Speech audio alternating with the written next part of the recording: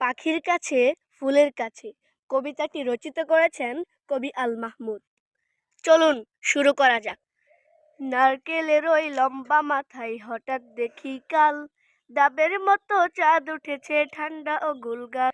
ছিটকিনিটা আস্তে খুলে পেরিয়ে গেলাম ঘর, ঝিম ধরা এই মস্ত শহর কাঁপছিল থর থর। মিনারটাকে দেখছি যেন দাঁড়িয়ে আছেন কেউ, পাথর ঘাটার গির্জাটা কি লাল পাথরের ঢেউ। দরগাতলা পার হয়ে যেই মুড় ফিরেছি বাই, কোত্থেকে এক উটকো পাহাড় ডাক দিল আয় আয়। পাহাড়টাকে হাত বুলিয়ে লাল দিঘির ওই পার, এগিয়ে দেখি জোনাকিদের বসেছে দরবার।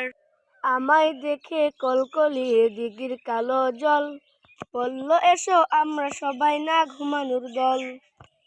পকেট থেকে খুলো তোমার পদ্ম লেখার ভাঁজ, রক্ত জবার যুবের কাছে কাব্য হবে। দিঘির কথায় উঠল হেসে ফুল পাখিরা সব, কাব্য হবে কাব্য কবে জুটল কলরব। কি আর করি পকেট থেকে খুলে চড়ার বই, পাখির কাছে ফুলের কাছে মনের কথা কই।